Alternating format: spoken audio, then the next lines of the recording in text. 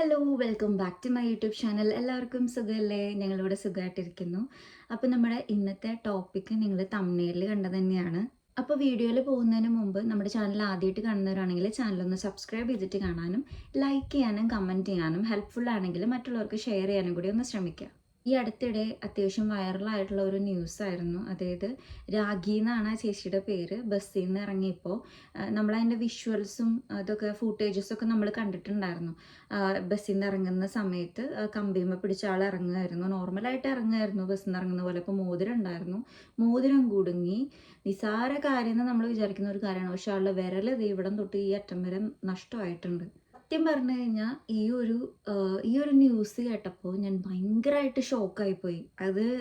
ഇതേ അനുഭവം നമുക്കുണ്ടാകുമ്പോഴാണല്ലോ നമുക്ക് ആ ഒരു കറക്റ്റ് ആ ഒരു ഫീല് കിട്ടണം. ഇതേ അനുഭവം എനിക്കൊരു 2014 2015 ടൈമിലുണ്ടായി. ദൈവം അനുഗ്രഹിച്ച് വിരൽ നഷ്ടമാവേണ്ടതായിരുന്നു. പക്ഷേ ഭാഗ്യവശാൽ ദൈവാനുഗ്രഹം കൊണ്ട് ഒന്നും സംഭവിച്ചില്ല അവിടെ.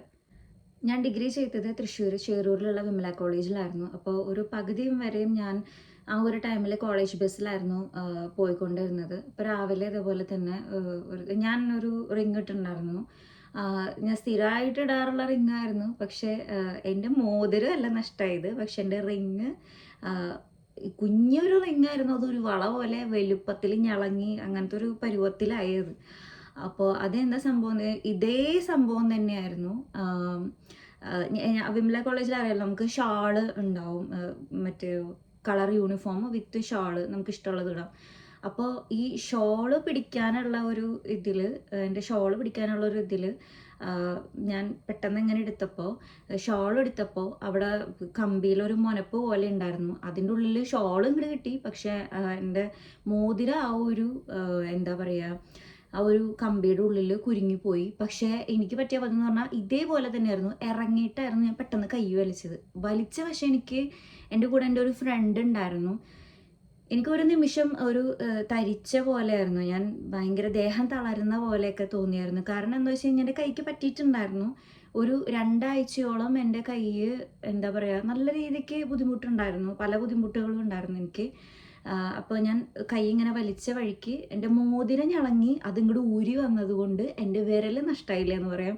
പക്ഷേ ഈ ചേച്ചിയുടെ കാര്യത്തിൽ ആ മോതിരം നല്ല കട്ടിയുള്ളായിരുന്നു. അത് ഭയങ്കര കട്ടി കുറഞ്ഞൊരു മോതിരമായിരുന്നു. അതുകൊണ്ടായിരിക്കാം ചിലപ്പോൾ അധികമൊന്നും പറ്റാണ്ടിരുന്നത്. ഇൻ കേസ് ഇത് നല്ല കട്ടിയുള്ള മോതിരം ആയിരുന്നെങ്കിൽ എനിക്ക് നല്ല രീതിക്ക് പണി കിട്ടിയാനെ.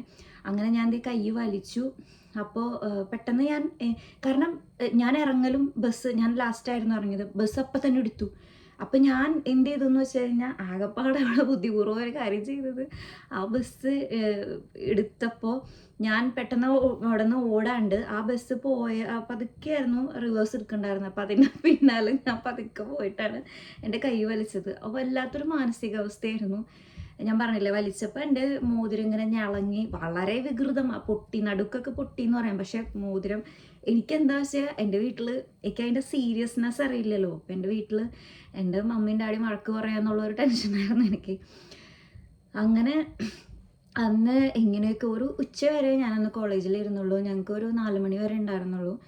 അങ്ങനെ ഒരു ഉച്ച വരെ അന്ന് കോളേജിലിരുന്ന് വേദന സഹിക്കാൻ പറ്റാണ്ടായി.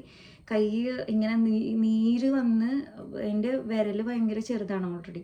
അപ്പോൾ ഇത് ഇങ്ങനെ വീർത്ത് വന്ന് ശരിക്കും അന്തമുള്ള ആൾക്കാരുടെ പോലെ ഇത്രയും നീര് വന്ന സത്യം പറഞ്ഞാൽ ഞാൻ നല്ല രീതിക്ക് പേടിച്ചുപോയി. അങ്ങനെ എൻ്റെ ഒരു ഫ്രണ്ടും ഉണ്ടായിരുന്നു എൻ്റെ കൂടെ തന്നെ. കാരണം എനിക്ക് തല ചുറ്റാൻ തുടങ്ങി. ഇതാ ഞാൻ പറഞ്ഞത്, നമ്മൾ നിസ്സാരമെന്ന് വിചാരിക്കുന്ന ഒരു കാര്യമാണ്. പക്ഷെ അന്നാണ് ഇതിൻ്റെ സീരിയസ്നെസ് അറിഞ്ഞത്. പക്ഷെ ഇന്ന് ഈ വീഡിയോ കണ്ടപ്പോൾ ശരിക്കും എന്താ പറയുക, ദൈവം എൻ്റെ വിരൽ നഷ്ടമായി പോയേനേലോ എന്ന് ഞാൻ വിചാരിച്ചു. ഇന്നും ഞാൻ നാട്ടിൽ വരുമ്പോൾ ബസ്സിൽ ട്രാവൽ ചെയ്യുന്ന സമയത്ത് മോതിരം ധരിക്കാറുണ്ട്. പക്ഷെ ഇപ്പോഴും ഞാൻ ഇറങ്ങുമ്പോൾ നല്ലോണം സൂക്ഷിച്ചിട്ടാണ് ഇറങ്ങാറുണ്ടായിരുന്നത്. അങ്ങനെ ഞാൻ ഉച്ചയ്ക്ക് വീട്ടിൽ വന്നപ്പോൾ ഞാൻ മമ്മിയുടെ അടുത്ത് പറഞ്ഞു, മമ്മി മോതിരം പൊട്ടിപ്പോയി എന്ന് ഞാൻ ആദ്യം പറഞ്ഞു, പേടിച്ചിട്ട്. മമ്മി പറഞ്ഞു അതൊക്കെ അപ്പോഴാണ് ശരിയാണല്ലോ, എൻ്റെ വിരലിൻ്റെ കാര്യം നമ്മൾ സംസാരിക്കണം. എൻ്റെ വിരൽ അതിങ്ങനെ നീരായി മമ്മി, ഇങ്ങനെയൊക്കെയാണ് കാര്യങ്ങൾ എന്നൊക്കെ പറഞ്ഞു. പറയും, അയ്യോ ദൈവം ഈ നിലയ്ക്ക് വിരലായിട്ടാണോ, മോതിരം പോണെങ്കിൽ പോട്ടെ, കൊച്ചിൻ്റെ വിരൽ നഷ്ടമായില്ലല്ലോ എന്നൊക്കെ പറഞ്ഞപ്പോഴാണ് എനിക്കൊരു സ്വഭാവം. ഞാൻ വിചാരിച്ചു എനിക്ക് ഞാൻ അതിന് ചീത്ത വെക്കുമെന്നൊക്കെ. അങ്ങനെ ഞാൻ അവിടെ ഒരു ഡോക്ടറെ കണ്ടായിരുന്നു. അപ്പോൾ ഡോക്ടർ മരുന്ന് തന്നു. കാരണം അത്രയ്ക്ക് നീര് വന്ന് തടിച്ച് നിൽക്കുകയാണ്. പിന്നെ ഇവിടെ നടുക്കിലൊരു വടു പോലെ, ഒരു പാട് പോലെയൊക്കെ ആയിരുന്നു. അപ്പോൾ ഡോക്ടർ പറഞ്ഞു ഒരു ഓയിൽമെൻറ്റ് തന്നിട്ടുണ്ടായിരുന്നു. 5 ദിവസം കറക്റ്റ് 5 ദിവസം ഞാൻ അങ്ങനെ ചെയ്തിട്ടുണ്ട്. ഐസ് വാട്ടറിൽ കൈ മുക്കി വെക്കണം. ഒരു മുക്കാൽ മണിക്കൂറെങ്കിലും അങ്ങനെ കൈ മുക്കി വെക്കാൻ പറഞ്ഞിട്ട് ഞാൻ അങ്ങനെ ചെയ്തിട്ടുണ്ട്. അപ്പോൾ അവിടെ നിന്ന് അങ്ങോട്ട് 5 ദിവസം എന്ന് പറഞ്ഞാൽ എനിക്ക് തോന്നുന്നു ഞാൻ കോളേജിൽ പിന്നെ ഒരു 2-3 ദിവസം കഴിഞ്ഞിട്ടാണ് പോയത്. പിന്നെ ഡോക്ടർ പറഞ്ഞു വേണമെങ്കിൽ അതൊരു വടു പോലെ ഇങ്ങനെ വന്നിട്ടുള്ള കാരണം അവിടെ ഒരു ചെറുതായിട്ടൊന്ന് പൊട്ടിയിട്ടും ഉണ്ടായിരുന്നു. അപ്പോൾ ഡോക്ടർ പറഞ്ഞു നിങ്ങളെൻ്റെ കൈ കണ്ടില്ലേ, ഭയങ്കര തിന്നാണ് വിരലൊക്കെ.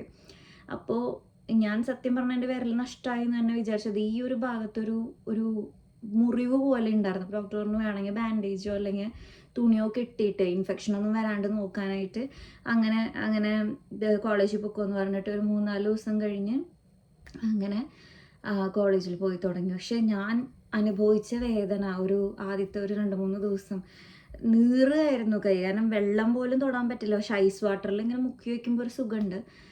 അങ്ങനെ എനിക്ക് ഇതേ ഒരു അനുഭവം ഉണ്ടായിട്ടുണ്ട്. അപ്പോൾ എനിക്ക് നിങ്ങളുടെ അടുത്ത് പറയാനുള്ള ഒരു കാര്യം എന്ന് പറഞ്ഞാൽ നമ്മൾ മോതിരം ധരിച്ചിട്ട് നമ്മൾ ബസ്സിൽ കയറാറുണ്ട്. ഇറങ്ങുന്ന സമയത്ത് നമ്മളിങ്ങനെ ചില ആൾക്കാരെ ഞാൻ കണ്ടിട്ടുണ്ട് പിടിച്ച് നല്ല കാര്യമാണ് ബസ്സിൽ നിന്ന് ഇറങ്ങുമ്പോൾ പിടിച്ചിറങ്ങുന്നത്. പക്ഷേ പിടിച്ച് അറ്റം വരെ പിടിച്ചിറങ്ങുന്ന ആൾക്കാരുണ്ട്. അപ്പോൾ അത് നിങ്ങളൊന്ന് ശ്രദ്ധിക്കുക. കാരണം ഈ നമ്മുടെ അവിടുത്തെ ബസ് സർവീസിൻ്റെ കാര്യം അറിയാലോ, എപ്പോഴാണ് ഇറങ്ങുമ്പോൾ എപ്പോൾ വേണമെങ്കിലും ബസ് എടുക്കുക, ഒന്നും പറയാൻ പറ്റില്ല. അപ്പോൾ ഇങ്ങനെയൊക്കെ കാര്യങ്ങൾ വരുമ്പോൾ നിങ്ങളും ശ്രദ്ധിക്കുക. ഈ ഒരു ന്യൂസ് കണ്ടപ്പോൾ ഞാൻ ശരിക്കും ഞെട്ടിപ്പോയി. കാരണം ഇതെൻ്റെ ലൈഫിലുണ്ടായ അനുഭവം ആയതുകൊണ്ട് എനിക്കത് ശരിക്കും ഫീലായി. ദൈവമേ, എനിക്ക് ആ സമയത്ത് പക്വത കുറവുകൊണ്ട് ഉണ്ടായ ഒരു കാര്യമാണ്. എനിക്കും അറിയില്ല, നമുക്കൊരു അനുഭവം വരുമ്പോഴാണല്ലോ പഠിക്കുക. അപ്പോൾ ഈ ഒരു ന്യൂസ് കണ്ടപ്പോൾ പ്രത്യേകിച്ച് ഞെട്ടി. അപ്പോൾ നിങ്ങളായാലും ബസ്സിൽ നിന്ന് ഇറങ്ങുമ്പോഴും കയറുമ്പോഴും ഒക്കെ ശ്രദ്ധിക്കുക. പിന്നെ ഒരു കാര്യം പറയാനുള്ളത്, ഇതേപോലെ തന്നെ ഞാൻ ജിമ്മിലുണ്ടായിരുന്ന സമയത്ത് എനിക്കറിയാവുന്നൊരു കുട്ടിയായിരുന്നു. നല്ല ലെങ്തി ആയിട്ടുള്ള നല്ല കട്ടിയുള്ള ഹെയറുള്ള ഒരു കുട്ടിയായിരുന്നു കേട്ടോ. അപ്പോൾ നല്ല ഭംഗിയായിരുന്നു മുടിയൊക്കെ കാണാനായിട്ട്. ഒരു ദിവസം ജിമ്മിൽ വന്നപ്പോൾ ഈ കുട്ടിയുടെ മുടി ഇവിടം വരെ മുറിച്ച് കളഞ്ഞേക്കുന്നു. അപ്പം ഞാൻ ചോദിച്ചു, ഇതെന്തായി മുടി, ഇത്രയും നല്ല മുടി എന്തിനാ ഇങ്ങനെ വെട്ടിക്കളഞ്ഞെന്ന് ചോദിച്ചപ്പോൾ ആ കുട്ടി പറഞ്ഞൊരു കാര്യം, അതായത് ആ കുട്ടിയുടെ തന്നെ ബാഗിൻ്റെ സിബിൽ മുടി കൊളുത്തി വലിച്ചിട്ട് അത് ഇറങ്ങാൻ നേരത്തെ എവിടെയോ ബസ്സിൻ്റെ ഇതേപോലെ തന്നെ ആ ബാഗ് കൊളുത്തി വലിച്ചു, അതുമ്മ മുടി ഈ സിബുമ്മ മുടിയും കൊളുത്തി വലിച്ചു, അങ്ങനെ എന്തോ ആ ഒരു സീനൊക്കെ ആയിട്ട് ഇറങ്ങിയപ്പോൾ കുട്ടിയുടെ മുടി പകുതിക്ക് വെച്ച് ഇങ്ങനെ എന്താ പറയുക വലിഞ്ഞു പോയി. അത്രയും കുട്ടി വേദന സഹിച്ചു. അപ്പോൾ ബസ്സിൽ നിന്ന് ഇറങ്ങുമ്പോൾ ഇതൊക്കെ നമ്മൾ ശ്രദ്ധിക്കണം. ബസ്സിൽ ട്രാവൽ ചെയ്യുമ്പോൾ വളരെയധികം ശ്രദ്ധിക്കേണ്ട കാര്യങ്ങളാണ്. നമ്മൾ ഇറങ്ങുമ്പോഴായാലും കയറുമ്പോഴായാലും. പിന്നെ നമ്മൾ ഷാള് ധരിക്കുമ്പോൾ ഈ ഷാളിൻ്റെ അനുഭവം എനിക്കുണ്ടായിട്ടില്ല, എൻ്റെ ഒരു ഫ്രണ്ടിന് ഉണ്ടായിട്ടുണ്ട്. അതുപോലെ നമ്മൾ ഷാൾ ഇട്ട് പോകുമ്പോൾ ബാക്കിൽ വേറെ ഒരാൾ ചവിട്ടി കഴിഞ്ഞാൽ നമ്മൾ പെട്ടെന്ന് ഇങ്ങനെ കഴുത്ത് വലിഞ്ഞിട്ട് അങ്ങനെ ഉണ്ടാകുന്ന അനുഭവങ്ങൾ. അപ്പോൾ ഇതൊക്കെ നല്ല രീതിയിൽ ശ്രദ്ധിക്കുക. ഇതൊരു പാഠമാണ്. നമ്മളൊരു പാഠം വരുമ്പോൾ അല്ലെങ്കിൽ ഇങ്ങനത്തെ ഓരോ അനുഭവങ്ങൾ വരുമ്പോഴേ നമ്മൾ പഠിക്കുകയുള്ളൂ. അപ്പോൾ എല്ലാവരും ഒന്ന് ശ്രദ്ധിക്കുക. എനിക്ക് നിങ്ങളിലേക്ക് ഈ ഒരു വീഡിയോ എത്തിക്കണം എന്ന് തോന്നി. അപ്പോൾ അടുത്തൊരു ഹെൽപ്ഫുൾ ആയിട്ടുള്ള വീഡിയോ ആയിട്ട് വീണ്ടും വരാം. അതുവരേക്കും ടാറ്റാ.